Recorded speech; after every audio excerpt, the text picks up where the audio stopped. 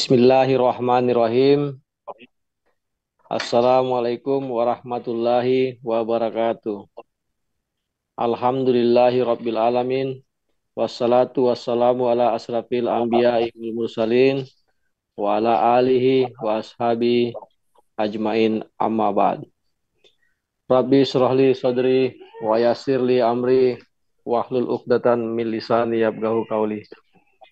Asyhadu an la ilaha illallah wa asyhadu anna Muhammadar Rasulullah. Segala puji bagi Allah, Tuhan semesta alam. Kita kembali bertemu di pertemuan yang keempat ya, dalam kajian Kristologi dalam pandangan umat Islam. Kembali kami tekankan lagi mengenai dasar dalil kami dalam mengadakan kajian dengan tema Injil Paulus versus Injil yang lain. Sesuai yang atau langsung aja ke materi ya. Bang Iwan aja yang langsung memulainya. Silakan Bang Iwan. Terima kasih Bang Awi. Assalamualaikum warahmatullahi wabarakatuh. Alhamdulillah, puji syukur kehadirat Allah Subhanahu wa taala. Malam hari ini kita kembali melakukan kajian kristologi terkait dengan tema yang sudah disampaikan oleh moderator tadi. Adapun yang menjadi dalil untuk mendorong kita melakukan kajian ini sebagaimana dijelaskan dalam Quran Al-Maidah ayat 15. Hai ahli kitab, sesungguhnya telah datang kepadamu Rasul kami, menjelaskan kepadamu banyak dari isi kitab yang kamu sembunyikan, dan banyak pula yang dibiarkannya. Sesungguhnya telah datang kepadamu cahaya dari Allah dan kitab yang menerangkan. Dengan kitab itulah Allah menunjuki orang-orang yang mengikuti keridaannya ke jalan keselamatan, dan dengan kitab itu pula Allah mengeluarkan orang-orang itu dari gelap gulita kepada cahaya yang terang benderang dengan seizinnya, dan menunjuki mereka ke jalan yang lurus. Ya, surat Al-Maidah ini tentu telah memberikan informasi kepada kita bahwa ahli kitab yang dimaksud adalah orang-orang Yahudi dan Nasrani. Ya, sebagaimana tentu dijelaskan oleh banyak tafsir bahwa Al-Quran datang untuk menjelaskan terkait dengan isi Alkitab yang terdahulu, terdapat yang disembunyikan dan ada pula yang dibiarkannya. Dalam tafsir seperti dijelaskan dalam tafsir Syekh Dr. Salih bin Abdullah, ya, Imam Masjidil Haram, wahai orang-orang ahli kitab dari kalangan Yahudi yang memiliki kitab suci Taurat dan orang-orang Nasrani yang memiliki kitab suci Injil, pesan kami telah datang kepada kalian Muhammad SAW yang menerangkan banyak hal yang dahulu kamu sembunyikan dari kitab suci yang diturunkan kepada kalian. Dan ia memaafkan banyak kesalahan kalian yang tidak ada kemaslahatan di dalamnya selain membuka aib kalian. Kitab suci Al-Quran di sisi Allah telah datang kepada kalian sebagai cahaya yang menerangi jalan, dan kitab suci yang menjelaskan segala hal yang dibutuhkan oleh umat manusia, baik yang berkaitan dengan urusan manusia, baik yang berkaitan dengan urusan duniawi maupun ukhrawi. Nah, itu sedikit tafsir dari ayat tersebut. Selanjutnya kita akan lanjutkan tema kita malam hari ini terkait dengan penjelasan ayat Al-Quran itu, Injil Paulus versi Injil lain. Adakah Injil lain yang berbeda dengan Injil Paulus? Terkait dengan tema ini, ada beberapa subtema yang kita angkat yang memiliki keterkaitan dengan tema malam hari ini. Yang pertama, perlu kita pahami bersama bahwa berbicara tentang Injil, tentu Injil adalah kitab suci yang diberikan kepada Isa Al-Masih atau disebut Yesus menurut umat Kristiani. Ya, sehingga perlu ada kesamaan persepsi kita bahwa ya di dalam Alkitab katakan 1870 Isa Al-Masih itu adalah Yesus. Artinya adalah oknum yang sama. Ini yang perlu kita sepakati atau perlu kami informasikan pada awal mengawali kajian kita malam hari ini. Yang kedua, apakah ajaran Yesus sama dengan Paulus? Yang ketiga, mengapa Paulus ditangkap di Yerusalem oleh ribuan orang Yahudi yang telah kembali taat pada Taurat? Keempat, apakah Paulus warga Ibrani? Kelima, apakah Paulus bisa berbahasa Yunani? Keenam, apa pendapat Paulus tentang Injil lain walaupun dari malaikat? Ketujuh, apakah benas asli kita Injil yang diajarkan Paulus? Mengapa gereja menjadikan kitab Injil orang Ibrani sebagai Injil rahasia dibanding Injil berbahasa Yunani? Apa yang menyebabkan Injil bahasa Yunani menjadi kanon, sedangkan Injil orang Ibrani menjadi Injil rahasia atau trik? Sembilan, apakah Injil yang dikanon saat ini adalah Injil Yesus? Nah, ini perlu kita buktikan sebentar ini. 10, apakah kitab Kristen sekarang adalah 100% ucapan Yesus? 11, apa saja ajaran Isa Al-Masih dalam Injil yang ditaati oleh murid asli Yesus? Nah, ini juga kita perlu kaji. Ya, apakah apa saja ajaran Isa Al-Masih di dalam Injil itu yang ditaati oleh murid asli Yesus? Ke-12, mari kita lihat perbandingan ajaran Yesus dan Paulus. 13, apa saja ajaran Isa Al-Masih yang masih terjaga. Ya, 13 poin ini kita akan bahas kaji beberapa waktu ke depan, dan tentu apabila ada hal-hal yang ingin ditanggapi, maka kami persilakan setelah sesi kajian ini. Ya. Yang pertama, Isa Al-Masih adalah Yesus, ya. Tadi sudah dijelaskan sesuai dengan Alkitab cetakan 1870. Ini banyak penjelasan baik dari Sarapan Pagi Biblika, ya, baik literasi menjelaskan bahwa Isa Al-Masih adalah Yesus sendiri. Bahkan di dalam penjelasan ini juga menyampaikan penyebutan Isa dan Yesus adalah masalah penyebutan dialek yang berbeda. Ya, sehingga itu tidak dalam Islam, tidak ada masalah walaupun penyebutannya berbeda, tetapi adalah orang yang sama. Yang kedua, apakah ajaran Yesus sama dengan Paulus?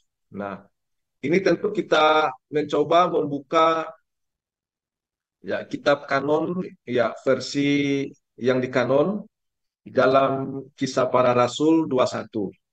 Ya, di mana Kisah Para Rasul 21 ini ketika Paulus berangkat ke Yerusalem dan menemui murid-murid asli Yesus sana. Dapat kita baca Kisah Rasul 21. Di sini dipaparkan 21 ayat 15 sampai dengan 25. Ya, kita bisa buka masing-masing yang punya kitab. Namun saya akan izinkan saya hanya membaca dari Kisah Rasul 21 ayat 18. Keesokan harinya pergilah Paulus bersama-sama dengan kami mengunjungi Yakobus. Semua penatua telah hadir di situ. Paulus memberi salam kepada mereka, lalu menceritakan dengan rinci apa yang dilakukan Allah di antara bangsa-bangsa lain dan oleh pelayanannya. Mendengar itu, mereka memuliakan Allah. Lalu mereka berkata kepada Paulus, "Saudara, lihatlah beribu-ribu orang Yahudi telah menjadi percaya dan mereka semua rajin memelihara hukum Taurat."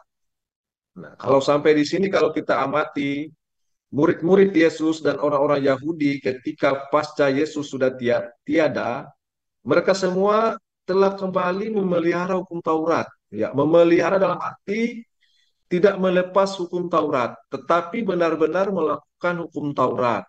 Ya, bukan seperti pengakuan yang saat ini dalam tafsiran umat Kristiani bahwa memelihara hukum Taurat itu artinya eh, cukup dengan mengimani tanpa melakukan, ya, mengimani kematian Yesus dan bangkit. Ya, tetapi di sini dalam Kisah Rasul ini mereka para murid dan Yakobus disaksikan oleh Yakobus, mereka semua rajin memelihara hukum Taurat. Nah, pada ayat 21, tetapi mereka mendengar tentang engkau. bahwa engkau mengajar semua orang Yahudi yang tinggal di antara bangsa-bangsa lain untuk melepaskan hukum Musa. Sebab engkau mengatakan supaya mereka jangan menularkan anak-anaknya dan jangan hidup menurut adat istiadat kita. Jadi bagaimana sekarang? Tentu mereka akan mendengar bahwa engkau telah datang kemari. Nah, jadi ini adalah teguran murid-murid asli Yesus yang disaksikan oleh Yakobus kepada Paulus, ya, bahwa tetapi mereka mendengar tentang engkau, bahwa engkau mengajar semua orang Yahudi yang tinggal di antara bangsa-bangsa lain untuk melepaskan hukum Musa. Sebab engkau mengatakan supaya mereka jangan meninggalkan anak-anaknya dan jangan hidup menurut adat istiadat kita. Ini jelas ya bahwa Paulus dan murid-murid di Yerusalem memiliki pandangan yang berbeda. Di satu sisi murid-murid Yesus seperti Yakobus, mereka semua rajin memelihara Taurat. Sementara Paulus di sini mereka mendengar bahwa dia mengajar semua orang Yahudi tinggal bangsa-bangsa lain untuk melepaskan Musa. Nah, ini satu poin yang kita akan telusuri apa saja yang menjadi perbedaan di dalam Injil Yesus ini dan Injil Paulus, ya, atau ajaran Yesus dan ajaran Paulus. Ya, kita masih dalam kisah Rasul 21. Selanjutnya kita akan baca kisah selanjutnya, ya. Mengapa Paulus ditangkap di Yerusalem oleh ribuan Yahudi yang telah kembali kepada Taurat tadi, ya. Kita lihat pada kisah selanjutnya. Kita masih di kisah Rasul 21 ayat, ya, di sini 27 sampai 36.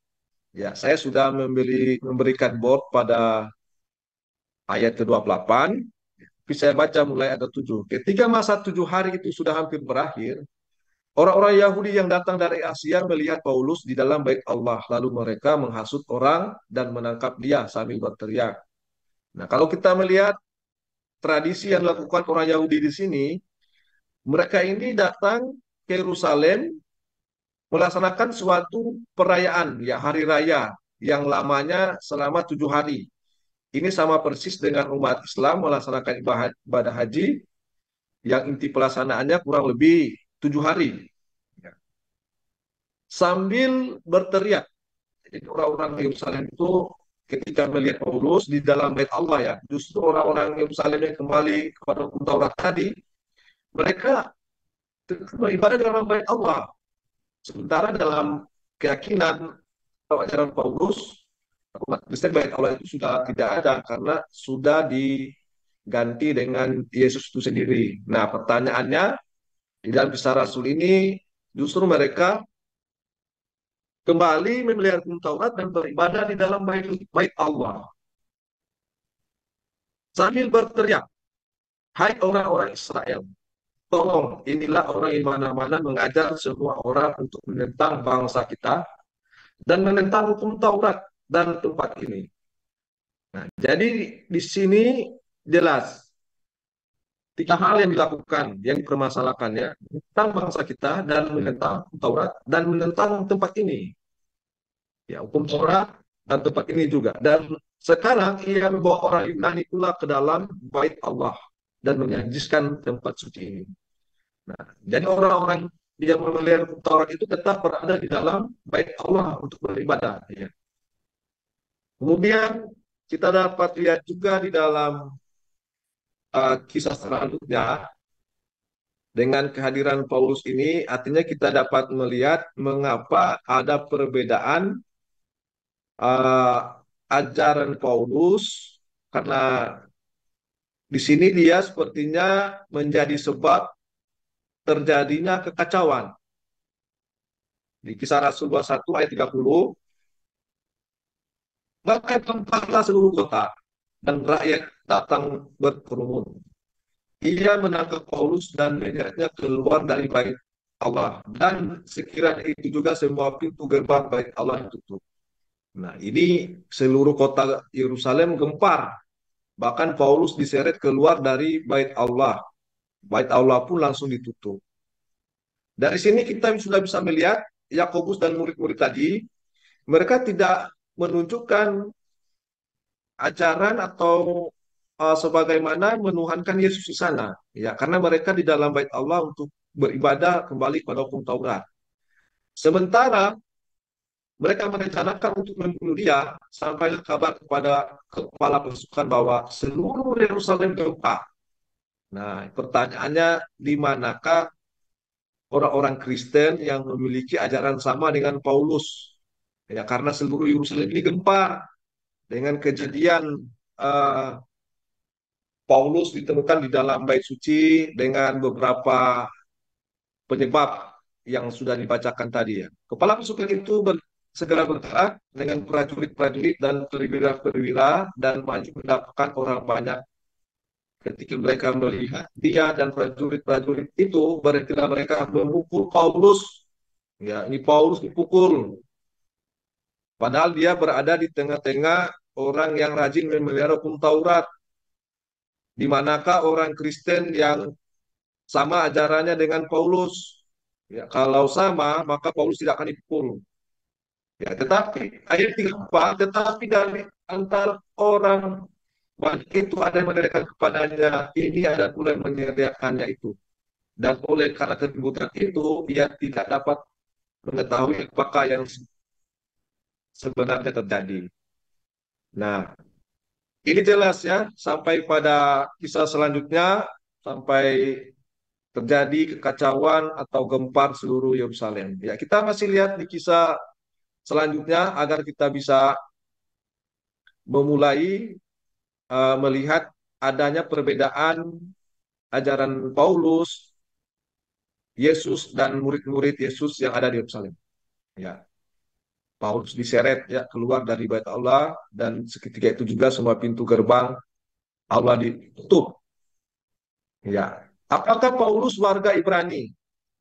Ya, kita akan cek juga untuk memperoleh kesamaan dan perbedaan uh, ajaran Paulus ini dengan murid-murid waktu itu di Yerusalem. Nah, karena banyak kan orang Kristen mengatakan bahwa mengapa bahasa kitab Perjanjian Baru adalah bahasa Yunani, ya mereka mengatakan bahwa itu bahasa internasional. Nah, kita lihat apakah orang Ibrani saat itu benar-benar menggunakan bahasa Yunani sebagai bahasa internasional. Kita uh, ingin membuktikan dulu bahwa apakah Paulus warga Ibrani. Ya, di dalam kisah para rasul ayat 22, pasal 22 ayat 28, sini dijelaskan kemungkinan besar kewargaan ini diberikan kepada keluarganya karena pengabdian orang tua atau leluhur kepada pemerintah Romawi. Ya, jadi dia diberikan kewarganegaraan Romawi. Ya, karena ini ada perkiraan karena pengabdian orang tuanya. Ya, di kisah Rasul 22 ayat 25 dan 29, di sini dijelaskan, tapi ketika Paulus ditelentangkan untuk disesah, berkatalah ia kepada perwira yang bertugas, bolehkah kamu menyesah seorang warga negara Rom apabila tanpa diadili? Mendengar perkataan itu, perwira itu melaporkannya kepada kepala pasukan. Katanya, apakah yang hendak engkau perbuat? Orang itu warga negara Romawi, warga negara Rom. Maka datanglah kepala pasukan pada Paulus.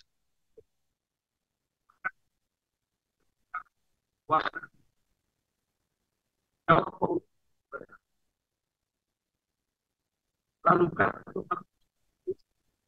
pekerjaan sendiri dari aku punya hak lagi. Maka mereka yang ya ganggu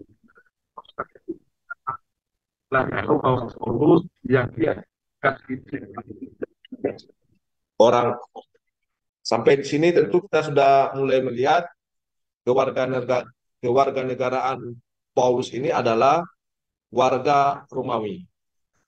Pada ayat ya Kisah Rasul juga mencatat ya Paulus diadili oleh Perkius Festus yang menuntut layak banding pada kaisar, dijelaskan di Kisah Rasul 25-26, hanya yang berkewarganegaraan Romalah yang bisa naik banding langsung kepada kaisar.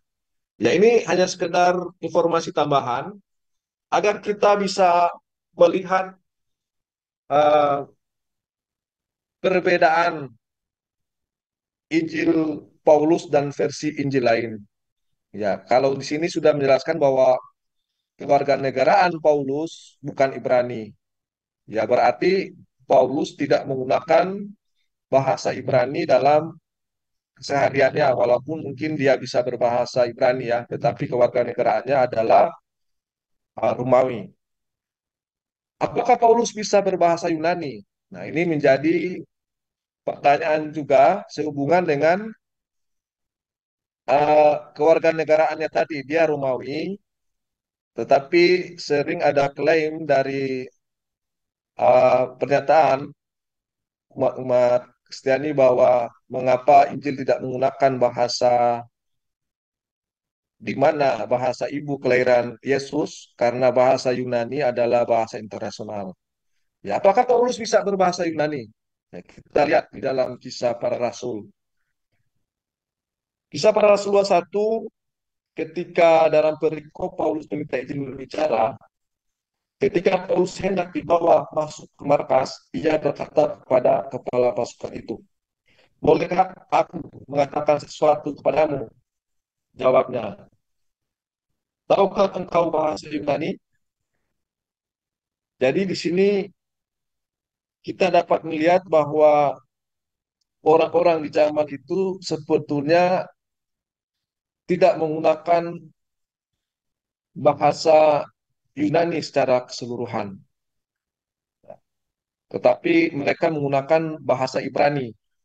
Sehingga kita dapat menjadi tanda tanya benar besar mengapa kitab Injil yang diajarkan Paulus ini bukan berbahasa Ibrani tetapi bahasa Yunani. Sampai di sini mungkin kita sudah bisa menangkap dan melihat bahwa perbedaan itu akar masalahnya dari mana. Nah, kita masih akan melakukan kajian lebih lanjut terkait dengan kisah-kisah ini. Ya, apakah Paulus bisa berbahasa Yunani? Maka di sini sangat jelas bahwa Paulus itu bisa berbahasa Yunani. Ya, apa pendapat Paulus tentang Injil yang lain? Ya, walaupun dari malaikat. Nah, dengan keahlian Paulus tadi, dengan di mana pada kisah Rasul tadi kita dapat membaca di kisah Rasul 21 bahwa adanya perbedaan pandangan antara Paulus dan murid-murid asli Yesus, Yakobus, dan orang-orang Yerusalem waktu di zaman itu. Kita sudah dapat melihat adanya perbedaan ketika Paulus hadir di Yerusalem. Maka kita pun dapat melihat di dalam kisah para rasul 21 tadi, kita bisa membaca di surat-surat Paulus di dalam Galatia 1 ayat 6 dan seterusnya. Ya. Di mana pernyataan Paulus pada Galatia 1 ayat 6, di sini sebenarnya sudah kita bisa melihat bahwa di zaman Paulus itu sebetulnya Paulus memiliki Injil dan sebenarnya di zaman itu juga ada Injil yang lain. Ya. Kita coba membaca, ini menjadi pertanyaan kita pada Galatia 1 ayat 6. Aku heran bahwa kamu begitu lekas berbalik daripada dia, yang oleh karena karunia Kristus telah memanggil kamu dan mengikuti suatu Injil lain yang sebenarnya bukan Injil. Jadi orang-orang Galatia ini sudah tidak mengikuti Injil yang diajarkan oleh Paulus, tetapi mereka sudah mengikuti ajaran Injil yang versinya berbeda dengan versi Paulus. Ya, kalau kita melihat apa yang terjadi di Yerusalem di Kisah Rasul tadi, yang jelas mereka memiliki ajaran yang berbeda seperti yang Paulus ajarkan. Ya, para murid Yakobus dan orang-orang Israel telah kembali kepada hukum Taurat. Nah, di sini dapat dengan jelas di Galatia 1 ini, ya Paulus merasa heran bahwa mereka mengikuti suatu Injil lain yang sebenarnya bukan Injil menurut Paulus ya. Hanya ada orang yang mengacaukan kamu dan yang bermaksud untuk memutarbalikkan Injil Kristus. Ya, jadi inilah Injil yang diajarkan Paulus yang dia namakan Injil Kristus. Ya, sementara ketika dia di Yerusalem, ya dia diseret keluar dari bait suci, bahkan seluruh Yerusalem gempar karena mereka kembali memelihara hukum Taurat. Ya, tentu mereka lebih mengenal Injil yang diajarkan oleh Yesus. Tetapi sekalipun kami atau seorang malaikat dari surga yang memberitakan kepadamu suatu Injil yang berbeda dengan Injil yang telah kami beritakan padamu, kutuklah dia. Bahkan Paulus sini mengatakan malaikat pun dikutuk. Ya, walaupun Injil itu berasal dari malaikat. Nah, ini tentu menjadi pertanyaan. Karena di dalam ya, imanan orang Islam, ya, tidak ada seorang malaikat yang tidak memiliki ketaatan kepada Allah Subhanahu wa taala. Karena malaikat itu kalau kita membaca kitab-kitab orang Yahudi, Nabi Ibrahim atau Abraham, bahkan Maryam, semuanya pernah ditemui oleh malaikat Jibril. Tetapi di sini Paulus mengatakan, ya, tapi sekalipun kami atau seorang malaikat dari surga yang akan kepadamu suatu Injil yang berbeda dengan Injil yang telah diberikan kepadamu terlebih. Nah, ini tentu menjadi renungan bagi kita yang non Islam ya, bahwa malaikat pun apabila memberitakan Injil yang berbeda dengan Paulus maka terkutuklah dia.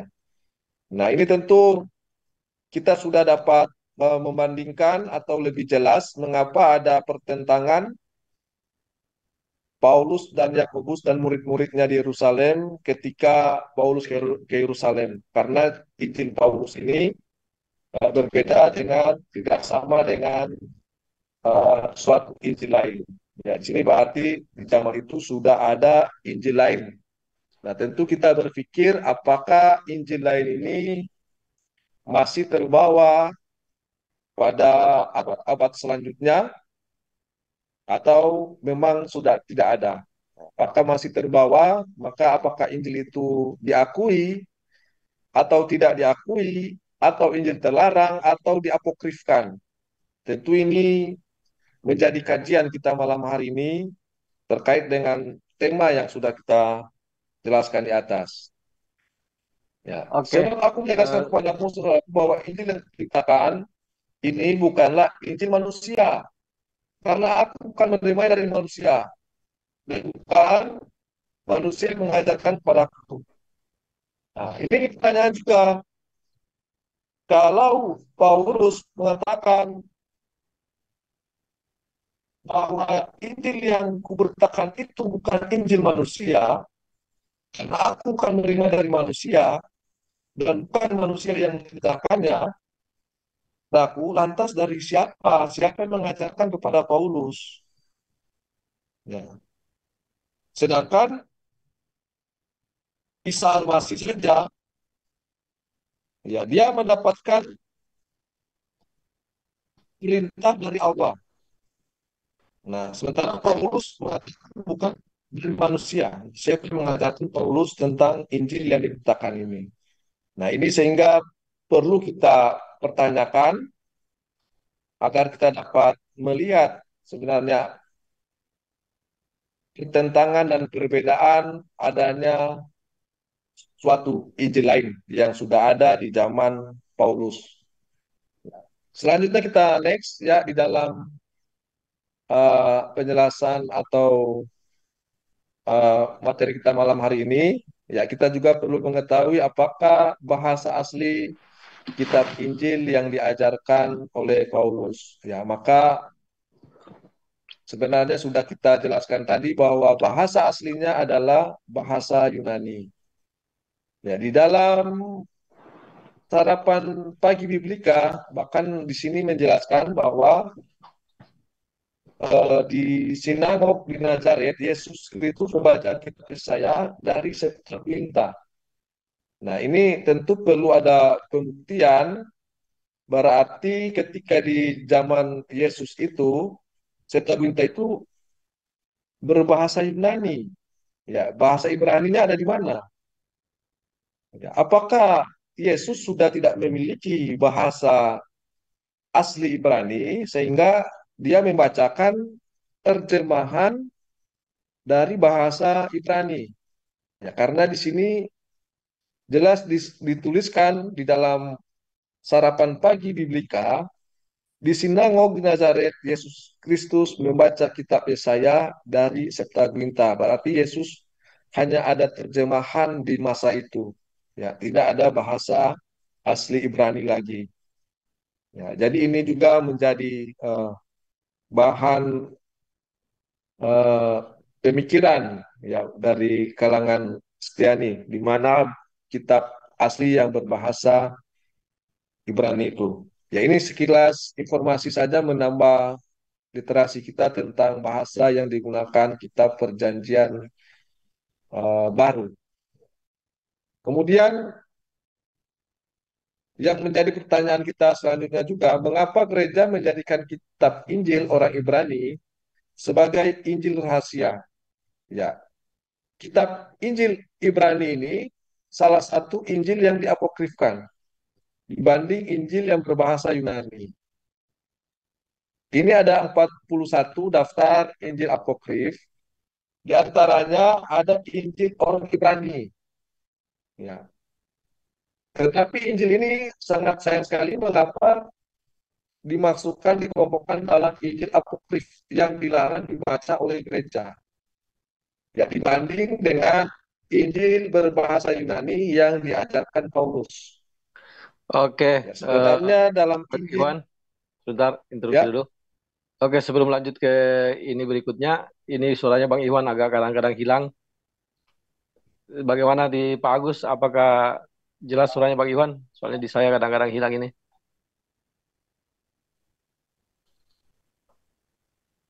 Pak gimana? Agus, Ya, ya, ya, ya, ya. bagaimana suaranya Bang Iwan di Pak Agus? Apakah jelas? Oke, jelas, jelas. Jelas ya. Soalnya kadang-kadang hilang di tempat saya. Berarti Iya, ini sempat tadi sempat ada hilang. cepat hilang ya. Soalnya kadang-kadang saya robot. Oke, Bang Iwan, sebelum masuk ke poin ke-8, kita iklan dulu bahwa Iya baik, pada silakan. acara ini kajian Kristologi dalam pandangan Islam modern saat ini disiarkan secara live di Penunggang Kuda Channel dan akan di-reupload di keesokan harinya di channel ISDN Studio, Ngaji Metal Channel, saluran online, dan Kristologi Islamologi Channel. Menarik dulu di poin ke-7 tadi, saya juga baru menyimak secara detail dan baru memahami bahwa ternyata Injil yang dimaksud Injil yang lain itu memang sudah ada di zamannya Paulus ya. Kebanyakan saya mendengar orang Kristen belakangan ini mengatakan Injil yang lain itu katanya Injil yang akan datang setelah Paulus. Nah, dari pemaparan tadi bisa kita maknai bahwa ternyata memang Injil yang dimaksud itu sudah ada sebelum di saat zaman Iya, Paulus sudah ada ya. iya, Nah, inilah mungkin nanti kita iya, akan uraikan lagi di pemaparan berikutnya Injil-Injil apa saja yang ada di zaman Paulus itu dan di mana bagaimana titik poin perbedaannya. Ini menarik ini. Betul itu dari kajian tadi bahwa tidak mungkinlah seorang Paulus mengatakan itu kalau tidak ada yang lain saat itu dan luar biasanya Dia katakan ini meskipun dari malaikat, maka terkutuklah. Ini luar biasa ini. Seharusnya jadi renungan bagi orang yang mengimani ini. Kenapa Iya sampai betul Paulus itu. ngomong begitu? Kenapa dia harus Apalagi menyalahkan Paulus malaikat? diseret dari bait suci kan di Ya, Yerusalem. diseret dari bait suci. Ini seharusnya jadi pemikiran bagi orang yang mengimani Bible ini. Dia harus berpikir, wah, oh iya ya, kenapa? Berarti dari sini saya bisa simpulkan secara pribadi bahwa Injil yang lain yang dimaksud oleh Paulus itu memang sudah ada di zaman Paulus masih Sudah ada. hidup itu. Iya. Ya, oke, dilanjut Bang Iwan. Saya Mungkin mau ada tambahkan tambahan? dikit, Ya, Bang, silakan tambahkan. Bang Awi. Silakan, Ya. silakan. Pak Iya Agus silakan. tambahkan. Iya bagus bagus. Assalamualaikum warahmatullahi wabarakatuh. Waalaikumsalam warahmatullahi wabarakatuh. Eh, Menarik sekali ya, terutama di ayat berapa sih Al-Maidah. Bisa ditarik mundur sedikit Bang Ikhwan ke Al-Maidah yang pertama, Ya, Ya, pertama. ya. Ya, Al-Maidah ayat 15 ini. Mungkin terjemahannya ya, saya baca ulang. Hai ahli kitab, sesungguhnya telah datang kepadamu Rasul kami, menjelaskan kepadamu banyak dari isi Alkitab yang kamu sembunyikan. Nah ini, Ya, Iya. ternyata jadi tidak salah bahwa ketika ayat ini mengatakan artinya eranya Rasulullah itu sudah menunjukkan bahwa banyak kitab-kitab yang disembunyikan. Ya, ya betul. jadi Iya jangan heran betul. nanti di ayat lain bagaimana tentang apa namanya eh, bagaimana Isa atau Isa itu membuat mainan burung ya, yang dihidupkan. Iya. Nah, kemudian ada beberapa lagi tentang ya seperti yang sudah dibahas sebelumnya yaitu bahwa sebenarnya Isa itu tidak disalib, ya tidak disalibkan. Itu semuanya ada di Injil Apokrifa. Ya, Jadi Injil Iya yang iya. disembunyikan. iya, Yang disembunyikan. iya Injil yang kamu sembunyikan itu. Ah, ah. Hmm. Ya, jadi memang Al-Quran sekali lagi satu berita rahasia. Berita rahasia artinya yang membongkar sesuatu yang mereka sembunyikan, Iya. kemudian diperlihatkan oleh Allah bahwa ini loh sebenarnya yang benar, yang kamu sembunyikan itu, gitu kan? Iya, iya Ya, betul. ternyata Al-Quran sudah mengangkat tentang Injil-Injil Apokrifa itu. Ya. Kembali lagi, Apokrifa itu bukanlah genostik ya.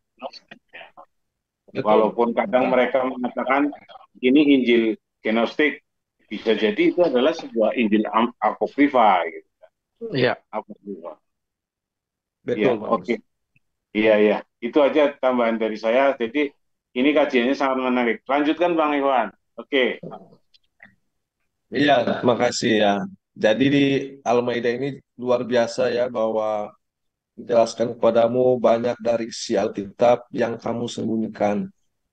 Maka kita di poin ke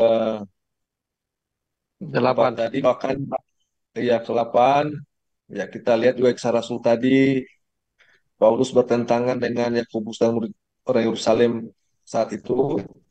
Ya di poin ke-8 di sini kita dapat lebih melihat apakah pertentangan Injil atau Injil versi lain di zaman Paulus ini, di dalam Galatia ini, kamu dan mengikuti suatu Injil lain.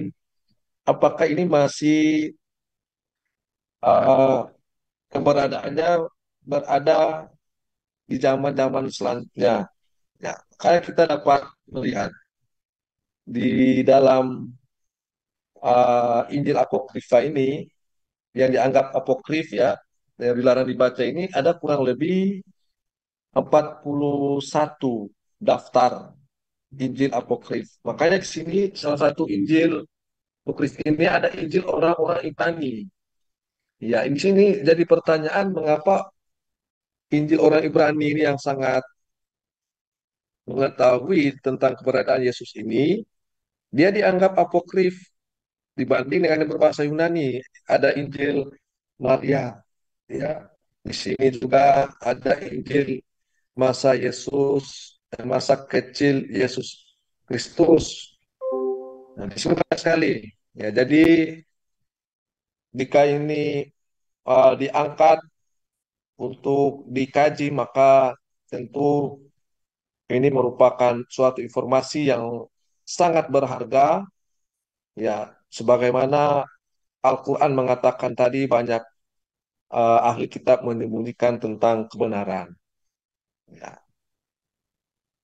Ya, apakah Injil di kanon saat ini adalah Injil Yesus? Ya, sehingga menjadi pertanyaan karena kita melihat di dalam pernyataan Galatia tadi, Paulus melarang jangan mengikuti Injil lain. Ya, kita juga melihat ketika dia di Yerusalem, dia diseret keluar dari bait suci, ya, karena berbeda pemahaman dengan orang murid di Yerusalem. Nah, apakah Injil yang dikandung saat ini adalah Injil Yesus? Ini menjadi pertanyaan, ya, sehingga ini perlu kita kaji. Ya, kalau kita melihat di dalam uh, Wikipedia, ya, berbahasa Indonesia, di sini ditulis keterangan surat-surat Paulus. Apakah ini dikarang maksudnya atau apa maknanya? Ya, ini saya sumber dari sini dia. Saya buka ini Wikipedianya. Mudah-mudahan bisa bisa muncul di layar. Ya. Muncul di layar, Pak Wi. Pak Wi bisa muncul ya. Ya, muncul di layar ini, muncul. Nah, jadi apakah Injil saat ini adalah Injil Yesus? Nah, kalau kita dalam Injil kanon ini, sini terdapat surat-surat Paulus dalam sebutan untuk kumpulan 14 kitab dalam Perjanjian Baru. Alkitab Kristen yang secara tradisional diyakini ditulis oleh Paulus. Ya, meskipun ada keraguan bahwa surat Ibrani yang tidak membuat nama penulis. Ya, di sini ada surat Roma, surat Korintus, ya, surat Paulus pada jemaat Korintus, surat Paulus di Galatia, surat Filipi, Tesalonika, Filemon, Efesus. Nah, apakah ini yang Paulus masukkan tadi yang dia tidak dapatkan dari manusia? Ya, sementara ini semua yang surat-suratnya yang dimasukkan di dalam kitab Injil itu sendiri. Ya, jadi di sini perikop dari Wikipedia ini kepengarangan surat Paulus. Ini karangan atau seperti apa? Mana ada kitab Injil itu karangan dari manusia. Apalagi isinya adalah surat-surat dari Paulus. Nah, jadi ini kembali ke poin yang kita bahas, apakah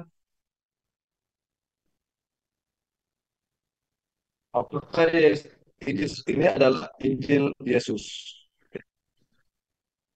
Maka kita sudah melihat bahwa sebagian besar yang di dalam uh, kitab Paulus ini hampir sekian persen, ya berapa persen ya Pak Uya, adalah surat-surat dari Paulus. Maka di sini kita tanyakan apakah Injil yang dikandung saat ini adalah Injil Yesus, maka uh, kita melihat didominasi oleh surat Paulus. Nah, bagaimana dengan kita Matius, Lukas, Yohanes? Semua itu adalah Injil Yesus. Nah, kita juga dapat melihat di dalam uh, Yesus Seminar, ini sumber Alkitab sendiri ya. Dari sini kita bertanya apakah kita Kristen sekarang ada 100% ucapan Yesus. Maka di Yesus Seminar ini dijelaskan, bisa baca, Bapak atau perlu saya buka datanya? Ya, gimana terbaca? Yang mana yang perlu dibaca? Ya, sini ini di atas sudah Alkitab ya.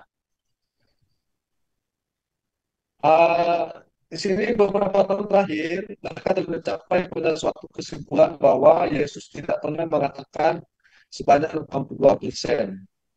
Ya, dari apa ya kita Injil kan mencatat sebagai katanya.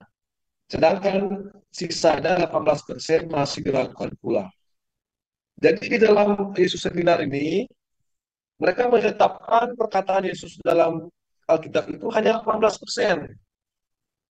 Tetapi 18% itu masih dilakukan pula. Ya, ini sungguh luar biasa ya, mengagetkan nih. Ya, 18% saja masih dilakukan. Ya, mereka cukup hebat adalah terbitnya buku The Five Gospel. Ya, ini mengungkapkan kitab Injil kelima yang perlu dimasukkan ke dalam kanon di samping ke Injil lain, yaitu Injil Thomas. Nah, itu yang saya katakan tadi. Ya, dari hasil seminar ini, mereka mengusulkan Injil Thomas bisa masuk. Nah, makanya jangan sembarang mengatakan itu apokrif. Makanya itu Injil rahasia yang sebenarnya di situ memiliki banyak informasi yang sangat berguna bagi para pencari kebenaran. Ya, tetapi kalau umat Islam sendiri sudah jelas bahwa Allah sendiri menyatakan apa yang Allah lakukan kepada nabi-nabi terdahulu, termasuk Nabi Isa Al-Masih. Nah, di sini seminar mengusulkan Injil Thomas dimasukkan menjadi Injil yang kelima. Bahkan sebagian mereka mengatakan Yesus sesungguhnya lebih merupakan pengkritik sosial seperti Sokrates daripada anak Allah dan pemerintah kerajaan Allah. Nah, ini suatu yang mengejutkan. Ini sumber datanya bukan dari orang Islam, tapi orang Kristen sendiri. Ya. Kemudian sini jelas ya, di dalam Alkitab itu ada kode-kode yang digunakan. Ya, saya baca ya. Secara khusus, kode-kode yang mereka gunakan ya, secara khusus bagian-bagian kadang-kadang sebelum berikut kadang dapat satu atau dua kata yang hendak diwarnai.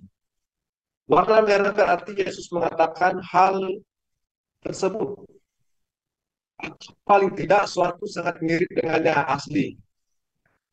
Jadi dalam Alkitab itu mereka memberi tanda warna merah.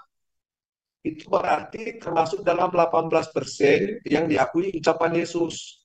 Ya, sesuatu sangat mirip dengannya. Ya, selanjutnya merah muda menandakan sedikit kepastian tentang keautentikan perkataan itu. Ya, mungkin asli, tidak. Ya, kemudian abu-abu pada keraguan, mungkin tidak asli. Kemudian dan hitam berarti teks tersebut berasal dari sumber lebih awal atau kemudian namun bukan dari Yesus, tidak asli. Nah, jadi kita dapat membuka Injil itu ada warna-warna yang dimaksud di dalam Yesus seminar ini. Hanya yang berwarna merah itu sangat sedikit sekali. Dan itu pun pas ke otentikannya masih diragukan juga. Hanya dengan membaca catatan-catatan Paulus tadi jelas ada Injil lain yang sudah ada di zaman Paulus yang sampai saat ini juga kita mengenal ada Injil apokrif. Bahkan di seminar Yesus seminar ini mereka mengusulkan Injil Thomas ini dimasukkan sebagai Injil kelima.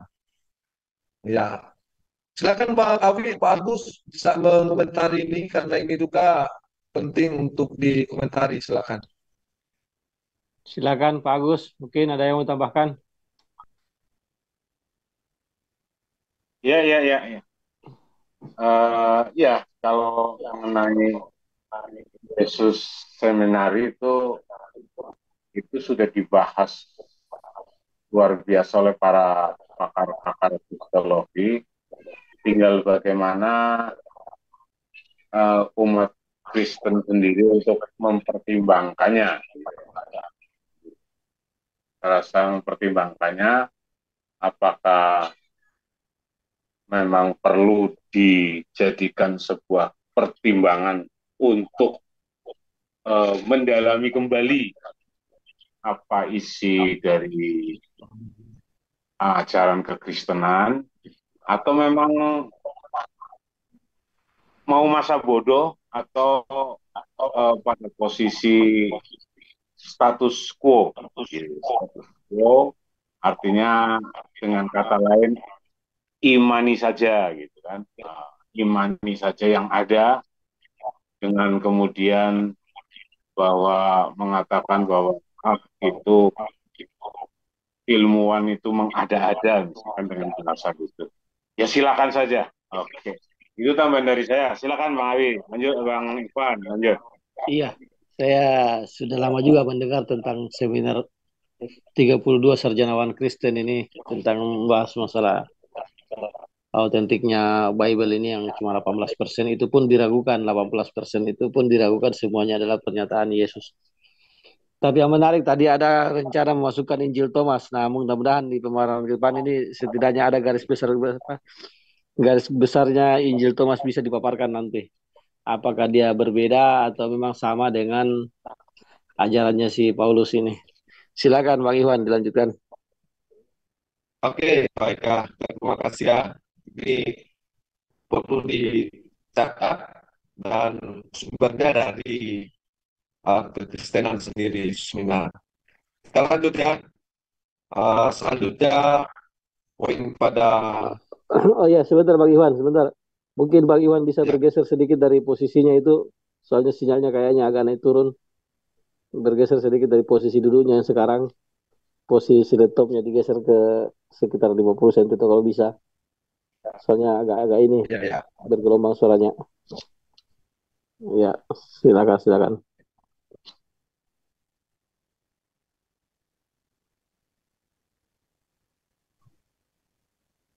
Oke, ya, ya. Terkait mulai tadi bahwa Oh ini tambah parah kembali ke tadi aja. Tambah parah suaranya nih.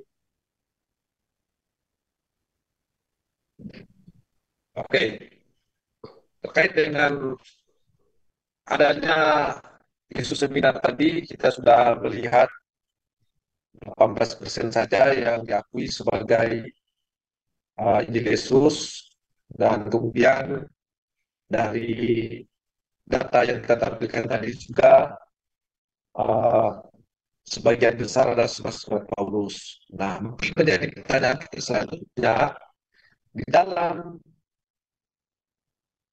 hasil Yesus seminar itu, dari 18% yang diakui itu bersumber dari Tuhan Yesus, apa saja ajaran Isa Al-Masih dalam Injil yang ditaati oleh murid Yesus, maka kita masih bisa menemukan ajarannya apa saja yang diajarkannya, yang ditaati oleh murid-muridnya ketika itu. Kita coba mengambil ya dari yang bergaris merah. Ya, Pak Awi, kita ambil yang garis merah. Kalau yang hitam, ya kita tidak berani karena Yesus benar mengatakan bahwa itu tidak asli. Ya, di dalam yang diberi warna garis merah ini, di sini Yesus mengatakan, janganlah kamu menyangka ya bahwa aku datang untuk mengerjakan hukum Taurat ucapan Nabi. Aku datang bukan untuk mengerjakannya, melainkan menggenapinya. Karena aku berkata kepadamu, sesungguhnya selama belum lenyap langit dan bumi ini, satu juta atau satu titik pun tidak akan ditiadakan dari Taurat sebelum semua terjadi. Nah, pernyataan ini bukan kiasan, tetapi ini benar-benar pernyataan Yesus. Karena di ayat Matius 5:9 di sini ada ancaman. Karena itu siapa yang meniadakan salah satu perintah hukum Taurat, sekalipun yang paling kecil, dan mengajarkannya demikian kepada orang lain, ia akan menduduki tempat yang paling rendah di dalam kerajaan surga. Tapi siapa yang melakukan dan mengajarkan segala perintah-perintah hukum Taurat, ia akan menduduki tempat yang tinggi di dalam kerajaan surga. Nah, ini jelas ya, ancamannya sekecil apapun diajarkan kepada orang lain, akan berada paling rendah di kerajaan surga. Jadi ini diakui sebagai ucapan Yesus yang bukan hanya sekedar kiasan, tetapi ini benar-benar kan ajaran Yesus yang diimani oleh murid-muridnya ketika itu, sehingga ketika Paulus datang, Paulus pun diseret dari bait suci. Ya, bila kita kembali tekan ya, Kisah Rasul 21 ayat 20 sampai ayat 22. Ya, di sini mereka menegur Paulus, Kisah 21 ayat 21. Tetapi mereka mendengar tentang engkau, bahwa engkau mengajar semua orang Yahudi yang tinggal di antara bangsa-bangsa lain untuk melepaskan hukum Musa. Nah, hukum Musa yang mana? Yang hukum Musa yang ini, hukum Taurat. Ya, kata Yesus sekali. Pun yang paling kecil dan mengajarkan sedikit kepada orang lain, ia akan menduduki tempat yang paling rendah di dalam kerajaan surga. Nah, ini kalau ditegur oleh murid-murid Yerusalem. Sebab engkau mengatakan supaya mereka jangan menggunakan anak-anaknya dan jangan hidup menurut adat istiadat kita. Supaya di sini tentu kita sudah bisa melihat bahwa ajaran Yesus di dalam bertulisan merah ini masih ada, tetapi tidak diimani oleh orang-orang Kristiani. Mengapa tidak diimani ini? Ya, justru di sini Paul Yesus mengancam berada di menduduki tingkat yang paling rendah di dalam keadaan surga. Nah, ini menjadi pertanyaan dan uh, pencerahan pemikiran buat orang-orang yang mengimani kitab ini ya. Ya, selanjutnya ini ajaran Yesus yang bergaris merah ini, ya kita akan melihat perbandingan juga dengan uh, lain ya di dalam Matius 19:17 ini juga, ini merupakan ayat yang diberi tanda merah ya di dalam kitab Perjanjian Baru yang diyakini masih akan ucapan Yesus. Dan Yesus, apakah sebabnya yang bertanya tentang apa yang baik? Hanya satu yang baik. Tetapi jika engkau ingin masuk ke dalam hidup, turutilah segala perintah Allah. Nah, perintah Allah itu apa saja? Ya, ada banyak. Tapi diantaranya ini ya, bahkan di ayat selanjutnya, kata orang muda itu padanya, semuanya itu telah turuti. Apalagi yang masih kurang, kata Yesus kepadanya, jikalau engkau hendak sempurna, pergilah jualah segala milikmu dan berikanlah itu pada orang miskin, maka engkau akan beroleh harta di surga. Kemudian datanglah kemari dan ikutilah aku. Jadi di sini Yesus mengajarkan pada ketiga itu agar bersedekah. Pergilah jualah segala milikmu dan berikanlah itu kepada orang miskin. Maka engkau akan beroleh harta di surga. Nah, cara seperti inilah apakah diimani oleh umat yang mengaku mengimani ajaran Yesus yang bergaris atau diberi tinta merah ini. Mengimani yang diberi tinta hitam atau abu-abu. Ya. Sebenarnya ini sangat jelas ya. Yesus mengajarkan ya, seperti ini ya, hormatilah ayahmu, ibumu, hasil sama manusia, bila jual segala milikmu dan dikala itu pada orang miskin. Nah, ini sedekah. Kalau Islam ini sangat paham dengan ajaran sedekah memberi makan kepada orang miskin. Mari kita lihat membandingkan ajaran Yesus dengan Paulus. Ya, kita lihat ajaran Yesus hanya Allah untuk kita. Dalam Markus 12 ayat 9 jawab Yesus, hukum yang pertama ialah, dengarlah hai orang Israel, Tuhan Allah kita Tuhan itu Esa. Ya, itu merupakan ajaran Yesus hanya Allah Tuhan. Apalagi ajaran Yesus yang bisa kita temui dalam selanjutnya perbandingan dengan Paulus, ya. Ajaran Paulus, Yesus adalah Tuhan. Kita lihat di suratnya, ya. Suratnya ini 1 Korintus 8 ayat 6, namun bagi kita hanya ada satu Allah saja, yaitu Bapa, yang daripadanya berasal segala sesuatu dan yang Dia kita hidup, dan satu Tuhan saja, yaitu Yesus Kristus, yang olehnya segala sesuatu telah dijadikan dan yang karena Dia kita hidup. Ini ajaran Yesus, hanya Allah Tuhan kita. Ajaran Paulus, Yesus Tuhan. Sini jadi pertanyaan yang mana harus diikuti, apakah yang tinta merah atau tinta hitam yang sudah dijelaskan oleh Yesus seminar tadi. Dan apa saja ajaran Yesus yang tinta merah tadi? Tadi sudah dibacakan, ya, di dalam Matius 5:17, di dalam ayat 19. Karena itu siapa yang mengerjakan salah satu perintah hukum Taurat sekalipun yang paling kecil dan mengajarkannya kepada orang lain, ia akan menduduki tempat yang paling rendah di dalam kerajaan surga. Tetapi siapa yang melakukan dan mengajarkan segala perintah hukum Taurat, ia akan menduduki tempat yang tinggi di dalam kerajaan surga. Nah, ini adalah tergolong dalam kataan Yesus yang dianggap asli. Kalau dikatakan Yesus seminar, 18% perkataan Yesus itu. Nah, bagaimana pandangan Paulus menurut hukum Taurat? Taurat menurut Paulus, silakan baca di surat Paulus ya, Galatia 2 ayat 16.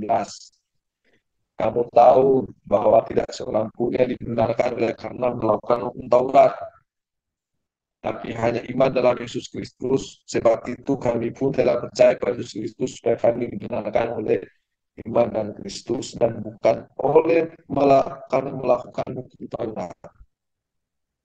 Di sini Yesus mengatakan, sekalipun yang paling kecil dan mengajarkan demikian kepada orang lain, ia akan menduduki tempat yang paling rendah dalam kerajaan surga. Nah, mau mengikuti ajaran Yesus atau Paulus yang tinta merah atau hitam atau abu-abu?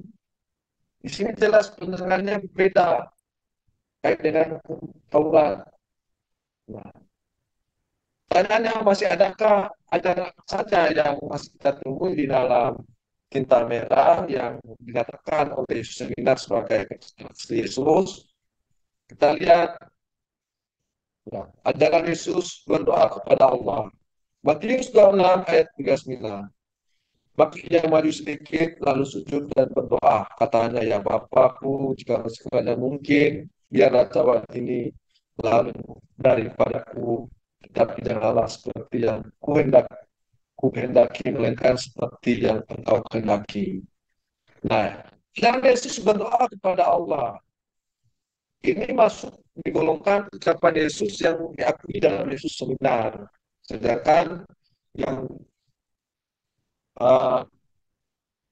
menurut Paulus, ya kita lihat, ya di sini sudah jelas bahwa perbedaannya. Paulus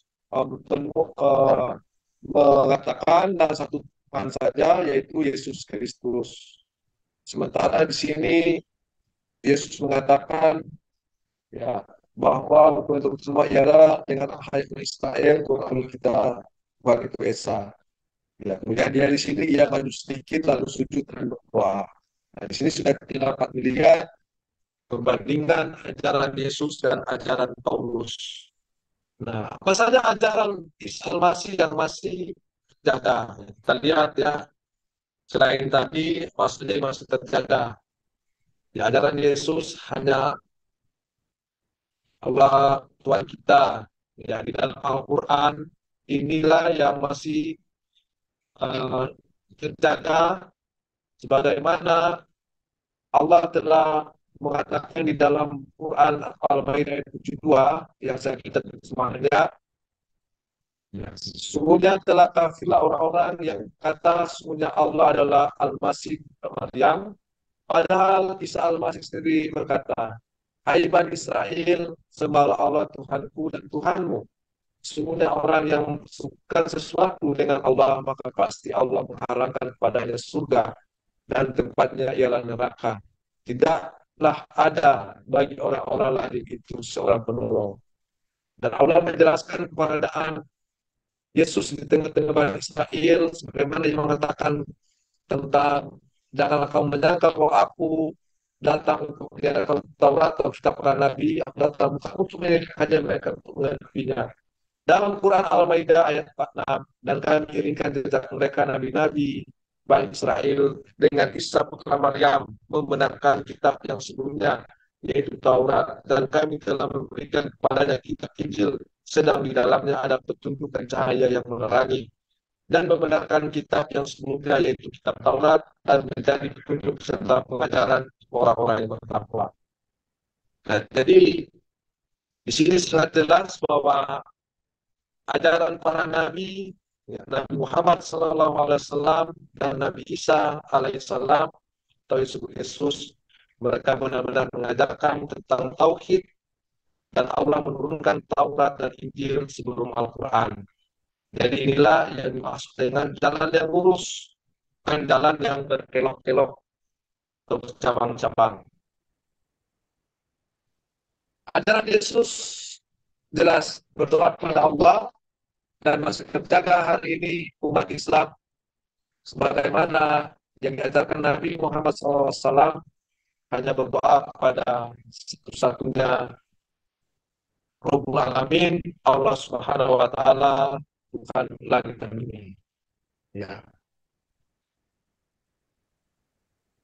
Ya, maka di dalam Quran Al-Imran ayat 3, Al-Imran Quran 3 ayat 8, ya, Allah berfirman yang artinya, dan Allah akan mengajarkan kepada Alkitab, hikmah Taurat dan Injil, dan sebagai Rasul kepada Bani Israel yang berkata kepada mereka, sesungguhnya telah datang kepadamu dengan membawa suatu tanda mukjizat dari Rabbmu, yaitu aku membuatmu dari tanah membentuk burung, kemudian aku meniupnya, maka ia menjadi seekor burung dengan seizin Allah, dan aku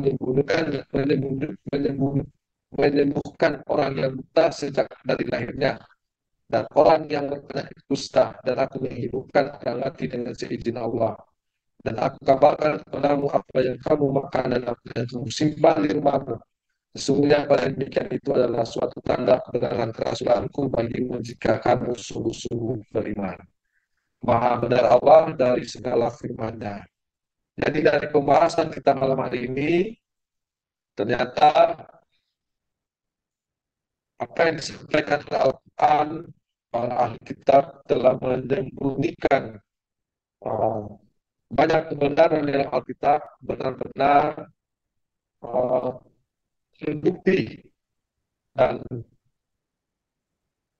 sebagai Injil apokrif atau Injil rahasia yang justru di dalam Yesus sendiri mengatakan mengusulkan salah satu Injil Thomas bisa dimasukkan. Mungkin ini materi kajian kita malam hari ini tentang ada Injil yang berbeda, Injil Paulus versus Injil Yesus. Ya, kita sudah dapat melihat bahkan dipertanyakan mengapa ada perbedaan ajaran antara Yesus dan Paulus sendiri. Ya, sekian, Assalamualaikum warahmatullahi wabarakatuh. Kami kembalikan kepada moderator. Waalaikumsalam. Waalaikumsalam warahmatullahi wabarakatuh. Ya, terima kasih Bang Iwan ya atas pemaparan yang singkat dan padat ini. Mungkin mau ditambahkan, ada yang mau ditambahkan dari Pak Agus?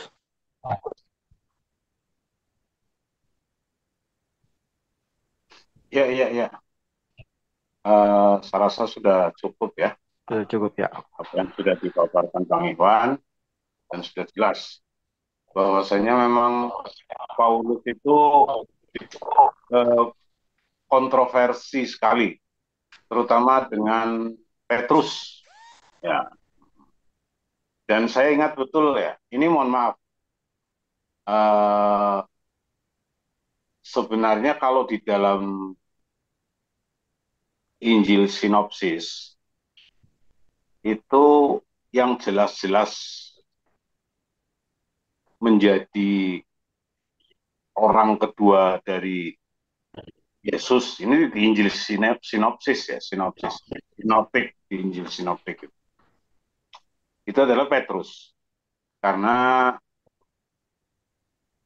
Yesus itu pernah berpesan begini pada Petrus, Petrus di atas batu karang. Petrus sendiri sebenarnya kan maknanya batu karang. Di atas batu karang aku akan mendirikan jemaatku. Nah, kemudian Yesus berpesan pada Petrus, eh, begini pesannya, apa yang engkau ikat kepadamu aku berikan kunci sorga, katanya kan, kunci kerajaan sorga. Apa yang engkau ikat di dunia maka akan terikat di sorga atau akhirat gitu. Kalau saya memahami itu maknanya bahwa uh, apa yang kau perbuat di dunia maka itu akan mendapatkan balasan di akhirat, gitu kan? Kalau saya memaknainya begitu, tetapi mungkin dalam uh, hermeneutikanya Kristen kan berbeda, gitu kan? Nah, kemudian juga bahwa uh, Petrus itu adalah rasul bagi orang, atau bukan rasul tapi ya kalau kalau dalam terjemahan itu rasul, gitu kan? Tapi sebenarnya apa itu istilah bahasa ininya? Seorang yang diperintahkan oleh Yesus untuk kata Paulus itu, Petrus adalah rasul bagi orang bersunat, begitu kan? Dan kita melihat bahwa terjadinya uh, pertentangan antara Penatua dan rasul-rasul, Penatua dan sahabat-sahabat atau murid-murid Yesus yang senior, katakan 12 murid yang senior, itu adalah masalah sunat gitu. Artinya dalam hal ini Yesus itu tidak pernah mengajarkan penyebaran gospel kepada orang yang tidak bersunat. Kalau memang penyebaran gospel itu pada orang-orang tidak bersunat, jelas di dalam kisah para rasul tidak akan terjadi pertentangan, atau katakan Paulus tidak akan diadili oleh penatua, oleh murid-murid Yesus yang lain di situ. Artinya bahwa pengajaran tentang gospel atau Bible ini kepada orang-orang tidak bersunat itu adalah murni pengajaran pengajaran Paulus. Oke, terima kasih. Itu aja tambahan dari saya. Oke, terima kasih Pak Agus. Sedikit lagi saya sekedar mengingatkan diri sendiri dan kepada semua yang menyimak acara ini bahwa ternyata apa yang kita bahas malam ini mengenai kitab yang disembunyikan 1400 tahun yang lalu, Al-Quran sudah menyebutnya dalam surat Al-Maidah, ayat 15 tadi. sebagai pembuka acara ini.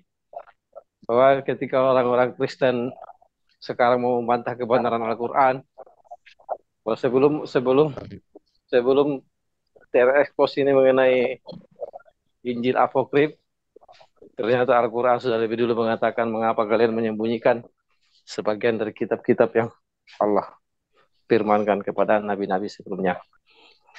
Oke, alhamdulillah kita sampai di penghujung acara ya dari kajian kita malam ini.